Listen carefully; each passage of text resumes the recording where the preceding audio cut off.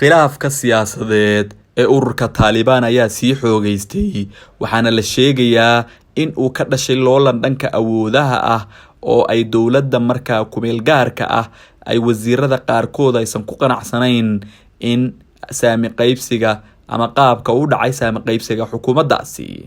mid ka mid ah aqoon-yahanada Soomaaliyeed isla markaana aad uga faalooda arrimaha dalka Afghanistan ayaa wareysi u siiyay mid ka mid ah warbaahinta Soomaalida waxa uu kaga hadlay arrimahaasi. ugu horeynna waxa la weydiiyay sida uu ku bilowday khilaafkan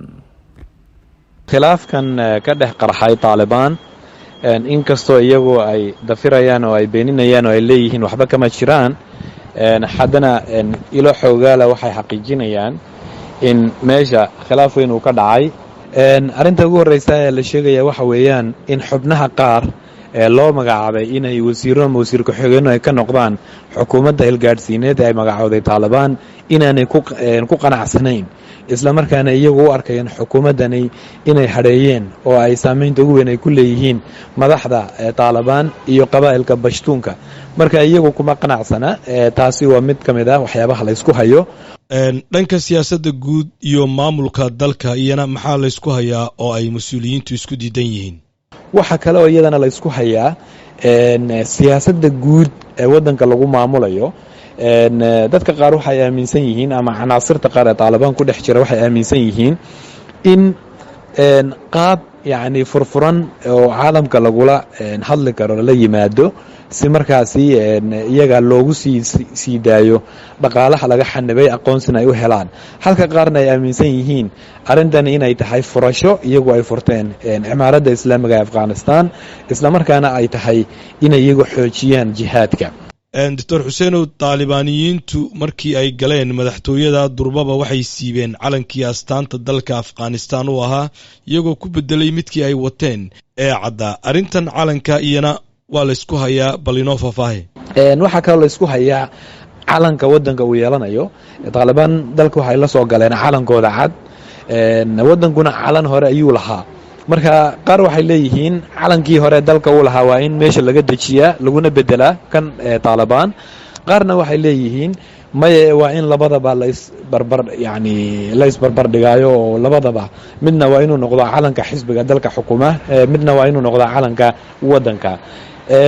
taasi marka laga soo gudbo waxyaabaha kale ee guud ee la isku hayo waxaa ka mid ah cidda sheeganaysa guusha waddanka ka dhalatay.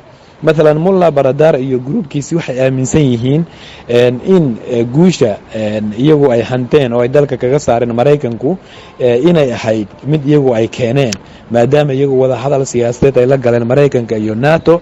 isla markaana mulla baradar uu ahaa sarkaalkii ugu horeeyay oo Taliban oo la hadla madaxweyne Mareykan ah. waxaana la soconaa inuu la hadlay Donald Trump. marka kuwan kalena waxay aaminsan yihiin waxaasi oo dhan inaanay waxba ka jirin, guushan iyo furashadan inay ku timi dagaal iyo jihaad oo iyagii oo dalka jooga oo ku dagaalamayay hubabka kala duwan iyagoo jooga buuraha iyagoo dalka kaga saareen Mareykanka. khilaafkan inuu jiro maxaa lagu xaqiijin karaa waatan ay beeniyeen iyagu mar walba?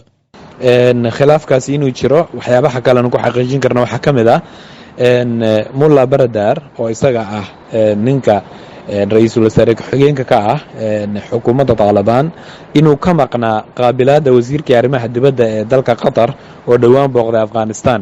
waxaana la soconaa baradar inuu muddo sanado ah uu joogay waddanka Qatar oo uu markaasi hogaaminayay xafiiska dhanka siyaasadda u qaabilsan Taliban ee markaasi ku yaalay magaalada Doha ee waddankaasi Qatar.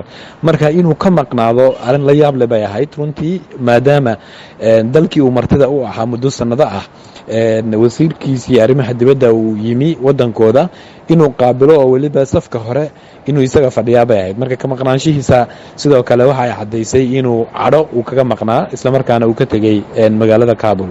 arrimahan aad sheegtay dhammaantooda ma yihiin kuwa ay si hoosa uga heshiin karaan si ay u hantaan qulubta caalamka si ay u helaan aqoonsi dowladeed? arrimahani waxay noqon karaan kuwa degdeg u xalisma, kuwa iyagu ay caalamka intay ka qarayaan isku dayeen si hoose inay u xalistaan laakiin hadda soo shaabici karayo oo markaasi khilaaf weyn sababi karna way noqon karaan.